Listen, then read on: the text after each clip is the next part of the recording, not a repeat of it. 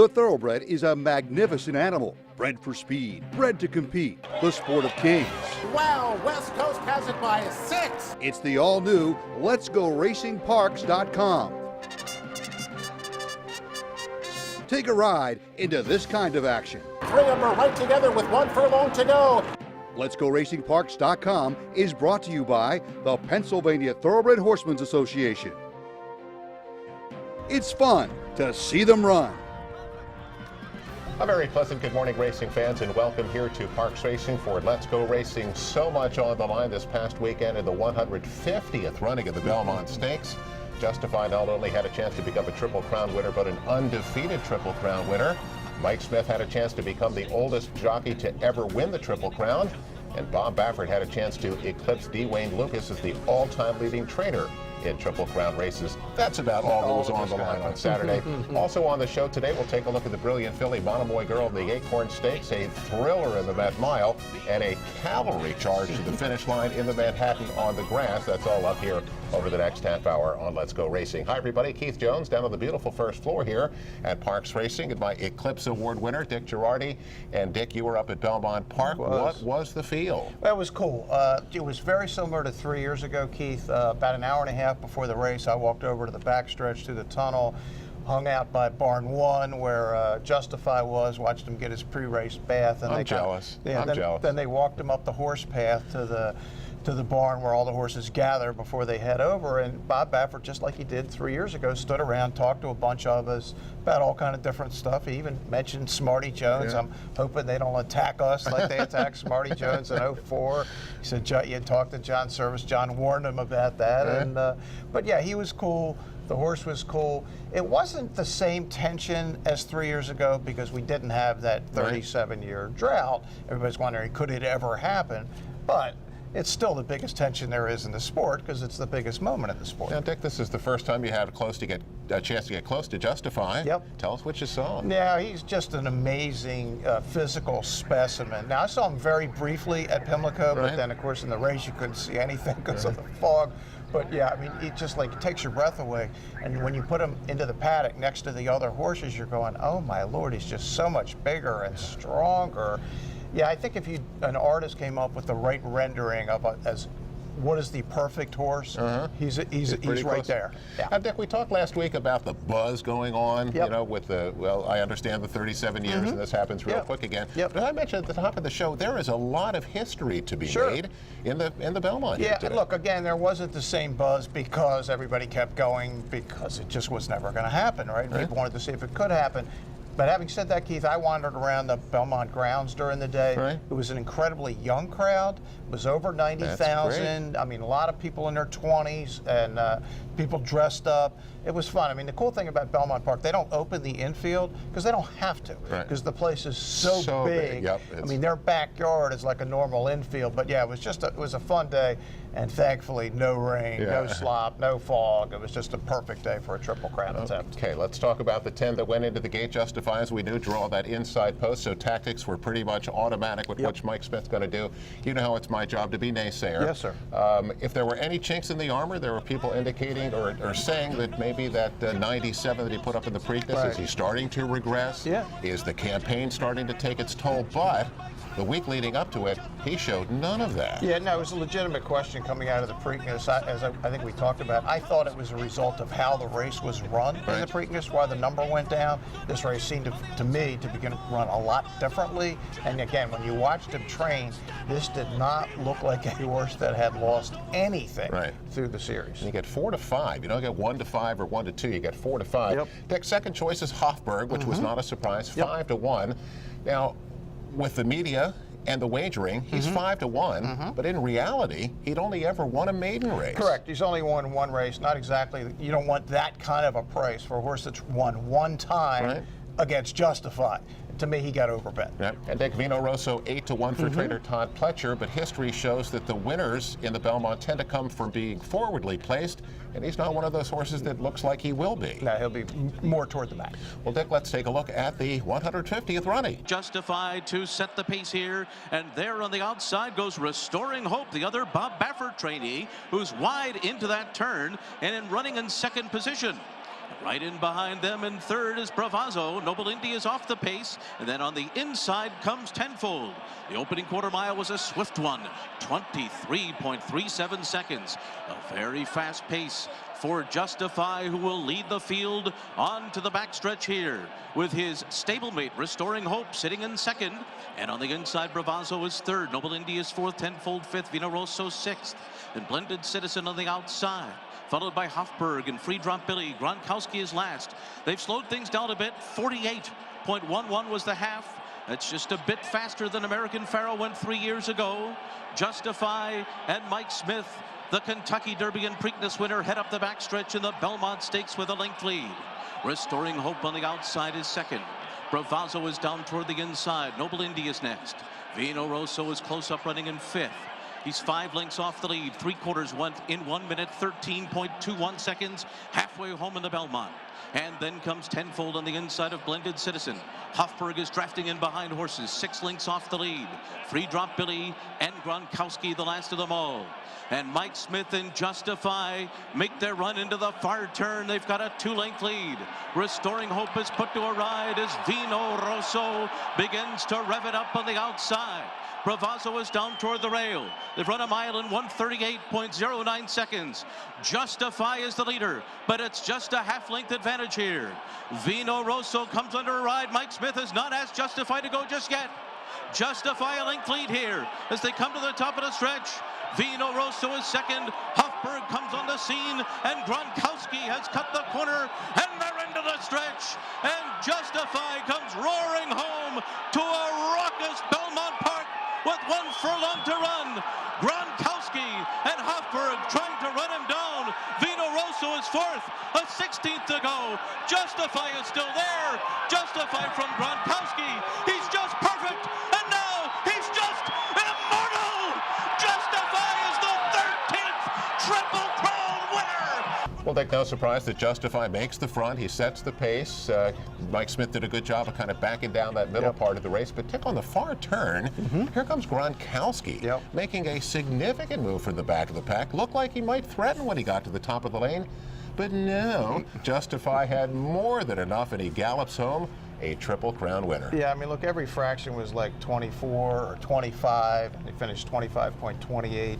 101 Beyer speed figure. It was hard to run a big number given the slow pace, 113 and change to 3/4, Keith, and the race was over at that point. I was actually standing right in front of Bob Baffert. I knew it was over. He knew it was over. Everybody knew it was over. They weren't catching him. Gronkowski ran great. I mean, he ran sensational. My favorite part was after the race when they're all screaming about restoring hope. I called it, he was setting moving screens or blocking or whatever, and Mike Rapoli was all mad, and he was mad at Castellano because he said, I told him to put Noble Indy in front. Well, there was one problem there's a fatal flaw with that strategy.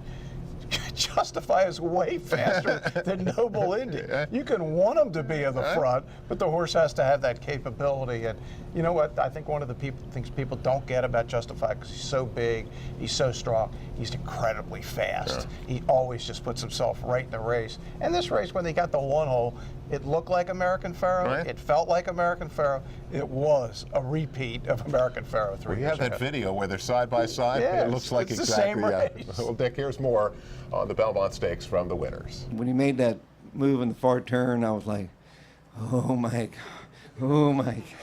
don't empty that tank, Mike.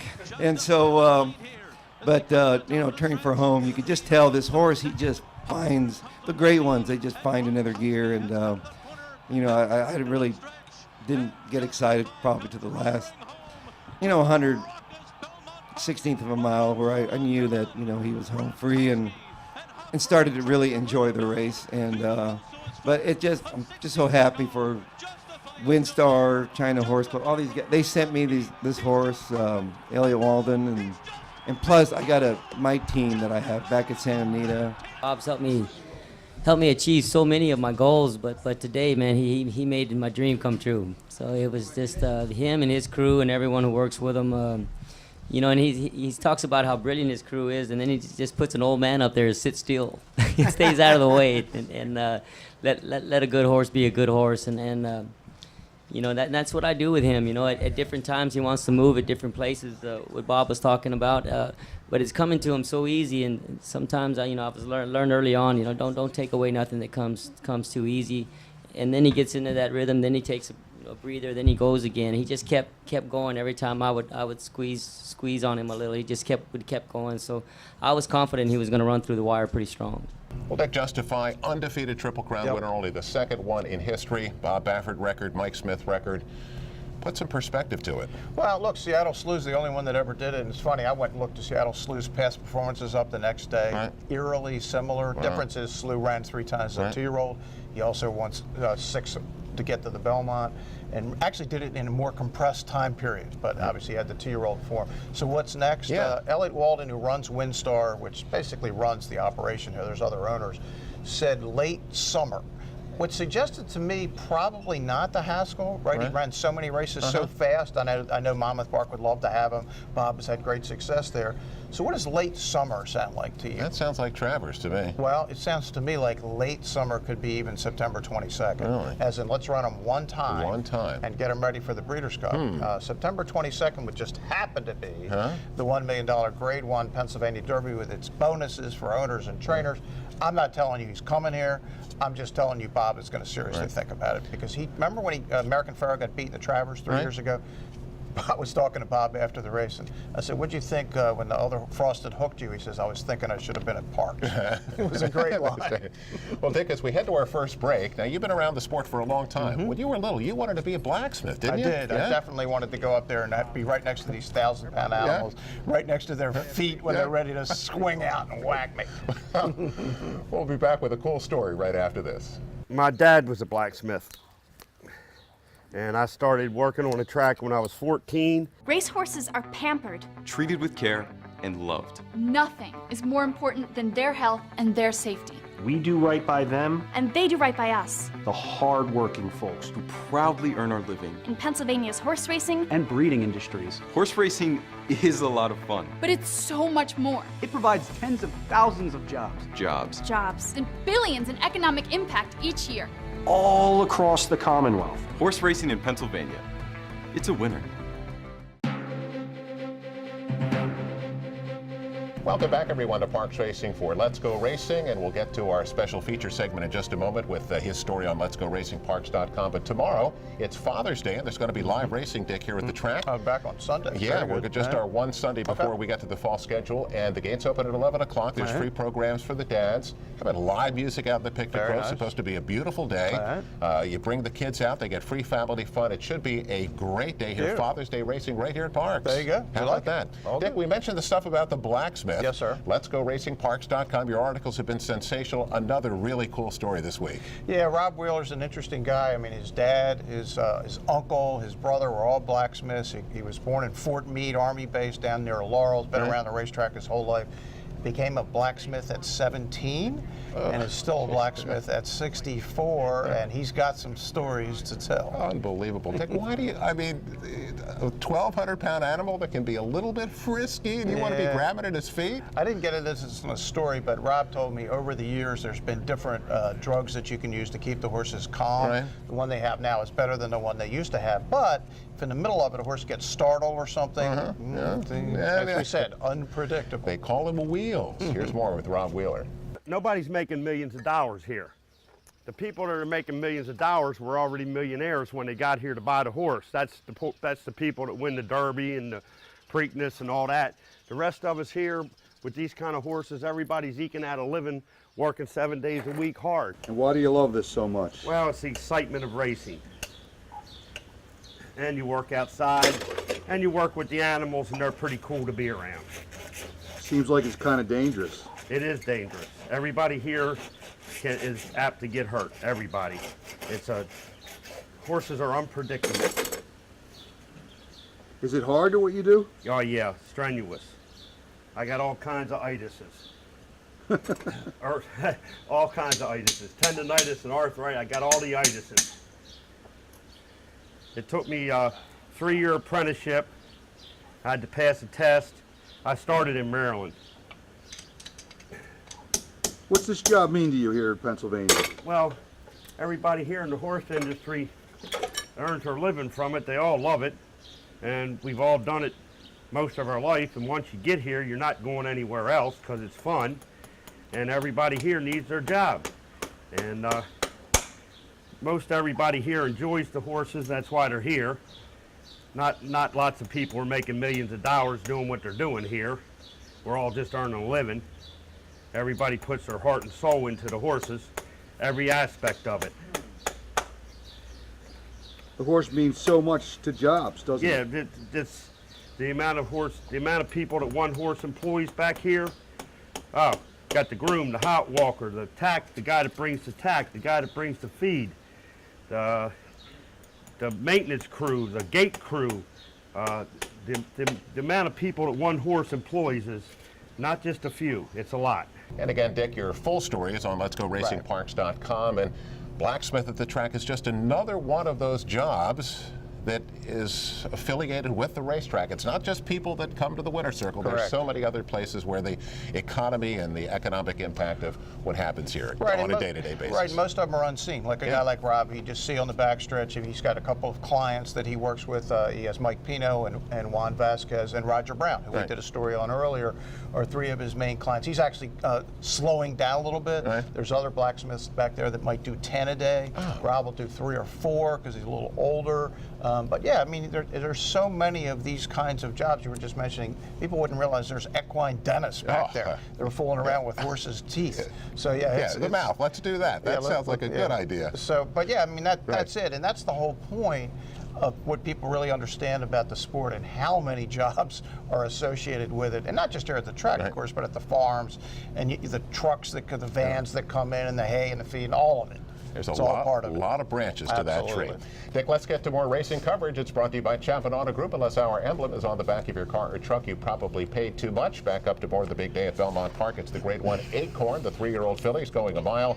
Dick, the brilliant Monomoy girl, is in here. She's 3-5 for trainer Brad Cox, and she has put together a sensational record so far, coming off that win at the Kentucky Oaks. Yeah, Brad won his first Grade 1 in the Ashland. Now he's got 2 with the Kentucky Oaks. He's going for 3. This filly is a neck, Keith, from being 7-4-7. Set number 5, Caledonia Road, 7-2, the second choice from trainer Ralph Nix, and she was the 2-year-old filly champion. She's had 1 start back. I couldn't bet enough against her. Yeah? She's just slow. Yeah. I know she was the champion, but I didn't like her at all. I actually liked the horse Talk Vuv to me, the 7. Thought she might have had a chance for an upset, but not much upsetting Monomoy girl these days. Here's the call of the Acorn. Moving for the far turn. So it is still Moonshine Memories duking it out with Talk Vuv to me through a 46.48 half mile. Monomoy Girl is 2 lengths off of them and yet to be let loose. Geo Game is next, and then Caledonia Road, who still is about 6 lengths behind and needs to get going now. They make their way to the top of the stretch. Talk Vuv to me, getting away from Moonshine Memories. Monomoy Girl getting ever closer with a 3-wide trip as they make their way to the top of the stretch. 3/4, 110.34. And here comes Monomoy Girl right by Talk Vuv to me. Monomoy Girl, the Kentucky Oaks winner, has taken charge here, and she's pulling away in the Acorn. A 4-length lead. Talk Vuv to me is second. Geo Game third. Monomoy Girl. Well, Dick, Monomoy Girl just looked sensational. Got a good trip, but boy, did she run well. 3-5 draws off to win by 2. $3.20 to win. She is now 7 for 8 lifetime. And what are we looking at for her future? July 7th, CCA Oaks, and then September 22nd, the Cotillion. Brad Cox said that's the plan to get her to the Breeders' Cup Distaff. She got a 98 buyer, Keith. She has increased her buyer in every race of her life, which you rarely see. One of them, she got the same one, but other than that, she's gone up every time. Well, Dick, we had the 3-year-old filly champion last year in Abel Tasman. Yep. Looks like we might do it again. Dick, let's take a look at the Met Mile. How about a $1.2 million purse? One of the big races of the day. Number 10, B Jersey. It's a 3-1 favorite for trainer Steve Asmussen. Dick raced in Dubai last year as a 3-year-old, and now since coming to the States has really blossomed. Yeah, it's a 4 out of 5 and is winning by big margins and running fast. Now this is a bigger test. It's only won a Grade 3, but looks like the speed in a race with a lot of love it. Number 1, Mind Your Biscuit, second choice at 4-1 for trainer Chad Summers. You think of him as a sprinter, but when he ran the Cigar Mile, all he did was put up a 1:07. Yeah, he was terrific in that race, and he was second, beaten 5 by the incredible Sharp Azteca. His rally in the Dubai Golden Shaheen was one of the most amazing rallies you'll ever see in your life on a track where speed won everything that night. So, Mind Your Biscuits is a really good horse. Matt Mile, here's the call. And B Jersey leads the way by 3/4 of a length over one liner. Bolt Dora was third on the inside as they make their way for the far turn. And then comes Warriors Club. Limousine Liberal is right in that mix too, moving for the turn. And then Mind Your Biscuits, who's 5 lengths off the lead after a 45.71 half mile. 3 lengths to Ransom the Moon. McCracken on the inside. Awesome Slew is next. Discreet Lover and Good Samaritan beginning to pick up his stride at the back of the pack. B Jersey on top, one-liner attacks, and Mind Your Biscuits has been swung to the outside for a clear run at the pace setters. Warriors Club is next, and then Limousine Liberal to the inside, and they're into the stretch. B Jersey holding on to the lead after 3/4 in 109.28. He kicks clear a length. Mind Your Biscuits is running after him. Limousine Liberal takes third on the inside. Final furlong, B Jersey and Mind Your Biscuits to fight it out in the run. Happy Met Mile. Mind Your Biscuits trying to get B Jersey late. They come to the line, and B Jersey holds off Mind Your Biscuits. Well, a thriller in the Matt Mile. B Jersey trying to hold off Mind Your Biscuits, and he does barely, winning it by a nose. B Jersey with his first Grade 1 win pays $8.50 to win. And Dick, he's fast. He is fast. 109 Beyer, 133.13. The track was exceedingly fast on Saturday. Steve Asmussen said, don't hold him to this. Now, this guy's won 8,000 races. You think that's the fastest any of his horses has ever run a mile on dirt. So, pretty impressive. And the second horse was really impressive, too. And by the way, how about the fourth horse? Who finished fourth, Dick? That would be Discreet Lover, a man Uriah St. Louis, 79-1. Owner, trainer, another 80,000. This horse has now won 750,000. Just an awesome story. Discreet Lover. Fourth in the Met Mile. That is sensational for our guy Uriah St. Louis. Let's take a look at the big grass race, the Grade 1 Manhattan, 1.25 miles for another big pot here, $1 million. And Dick, a huge, very competitive field. Number 10, Beach Patrol, the 9-to-5 choice for some guy named Chad Brown. Dick, when you look at his PPs, as good as he is, he runs second a lot. Yeah, he does. He's won some big ones, but yeah, he does run second a lot. Not the kind of horse you really want to be betting in this field at 9-to-5, I don't think. Second choice, number 1, Robert Bruce is 7-2 for some guy named Chad Brown. And Dick, he was dominating in Chile last year, made his U.S. debut in May over this course, and he looked pretty good doing it. Run 7 times, he's won them all. 6 in Chile and 1 here. Dick, can you say cavalry charge? I can. Here is the call. Hello, Don Julio, the leader. On top by a neck. High Happy second to the inside. Beach Patrol follows in third. Manitoulin fourth, 4 deep into the course. And then it's Cacho and DA in fifth. A length to Alexios Comnenos on the outside of One Go All Go. Robert Bruce in behind them, a 48.54 half mile. Fashion Business is next by another 2, then Spring Quality. Multiplier is third last ahead of Sadler's Joy and Channel Maker at the rear of the field. Up the backstretch, High Happy is the leader now from Hello Don Julio. The 2 of them take them into the turn from Beach Patrol and Manitoulin. 3/4 in 112.01 seconds. These 4 clear from Alexios Comnenos. And then it's Cacho and DA starting to give way on the inside. Fashion Business next. Sadler's Joy is coming 4 wide on the far turn. Robert Bruce trying to keep up with them. Then Spring Quality. They're making their way to the top of the stretch. Hello Don Julio, a big long shot turning for home in front. Manitoulin on the outside comes on second. High Happy third toward the inside. Sadler's Joy is closing down the center of the course. And here he comes trying to get these front runners. And Sadler's Joy has taken the lead, but from far, far behind, Spring Quality is closing down the center. And it's going to be Spring Quality to get up and win. Well, Dick, what an amazing finish. When you look at the chart of the Manhattan, it's neck, neck, neck, head, neck, neck. It's unbelievable. Number 13, Spring Quality, 18-1 with one of those huge late runs. Graham Motion gets up to win it. A neck pays $38 to win. Sadler's Joy looked like a winner. He wasn't. But Dick, what a great addition to the Manhattan. It was wild, and the winner, Augustin Stable, part of the Parks Hall of Fame. That's one of the original inductee. And how about Graham Motion in this race? Last year he wins it with Ascend, who was 27 to 1. You'd think Graham would get a little respect. He wins a lot of races, 18 to 1, 27 to 1. Remind me next year to bet Graham in the Manhattan, please. Let's get to our next break. We come back here on Let's Go Racing Weekly Awards. More racing action from Belmont. We'll be right back after this. Parks Racing is the perfect place for family fun. Hear the thunderous sounds of the thoroughbreds racing down the stretch from our picnic road. Or you can get up close and personal trackside for excitement you will never forget. Parks Racing is a great place to meet up with your friends. It's all about action and hopefully picking a few winners. Many of the same horses on the Triple Crown Trail will be heading to Parks Racing in the fall for the $1 million Pennsylvania Derby, right here at Parks Racing. It's fun to see them run. What does Chapman's 7 locations and 10 car brands mean to you? It means a huge selection of quality pre-owned vehicles, all makes and models, many one-owner low mileage certified with miles of factory warranty remaining. Safety checked, meticulously detailed, and each come with a free Carfax report so you can buy with complete confidence at any Chapman Auto store near you. Or shop online anytime at ChapmanPreowned.com. If our emblem is not on your car or truck, you probably did pay too much.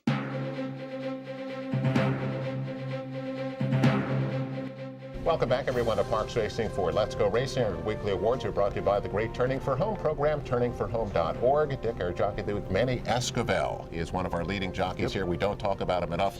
High percentage guy, Manny Escovel, our jockey of the week. Trainers of the week, got to give it to our man, Bob Baffert, of course, and our man, Uriah St. Louis. I mean, you're fourth at 97 to 1 or 79 to 1 in the Bet Mile.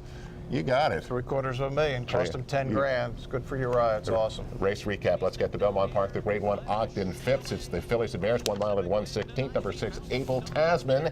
Even money for Bob Baffert. Her 4-year-old debut was not great down at Churchill Downs, but she dominates here. She just blasted by the field on the outside on the backstretch. Just got into the stretch, ran away from them. Wins by 7.5.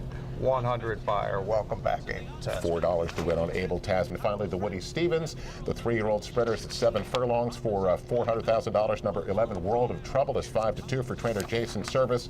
Dick, the pace was really hot, and here comes number 6, still having fun. Yeah, it's funny. The time is 1:08.43. Still having fun. Is going to get up and win this. It's only a 94 buyer because the track was so fast, and as you said, set up by the fractions for a dead closer. And Joe Alvasario is great on those kind of horses. Tim Keefe, the trainer, 13 to 1, $28 to win on Still Having Fun. And Dick, Eye on Racing. Yes, it's sir. Churchill. Yeah, Stephen Foster night at Churchill tonight. And Keith, they'll also award the Kentucky Derby Trophy. Bob Baffert will be there. Mike Smith will be there. There's some thought that they may parade Justify, but that's not definite. They did parade American Pharaoh 3 years ago, but he's more of the sedate, docile horse. Although Justify is pretty cool. I'm not sure. At this time, we're not sure if they're going to parade him or not. Well, Dick, we'll wrap it up. News and notes. Stay with us. We'll be right back after this.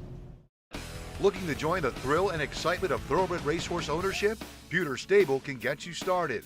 With more than 25 years of experience under the leadership of Greg and Kate DeMasi, Pewter Stable is one of the industry's leaders in racing partnerships, winning hundreds of races and millions of dollars at racetracks all over the Mid-Atlantic, including New York. No markup, no management fees makes our partnerships unique and affordable. We are Pewter Stable. Welcome back, everyone, to Parks Racing for Let's Go Racing. News and notes brought to you by the great folks at Pewter Stable. Log on to their website at pewterstable.com. Become an owner today. Bruce Casella, Dick Girardi, Keith Jones, Dick, letsgoracingparks.com. There is really, if you go, there's a lot of great stuff. You're on there, man. I listen to your picks. You got it all figured out. We get it. And, I mean, your stories are better than my picks. But log on every day. Letsgoracingparks.com.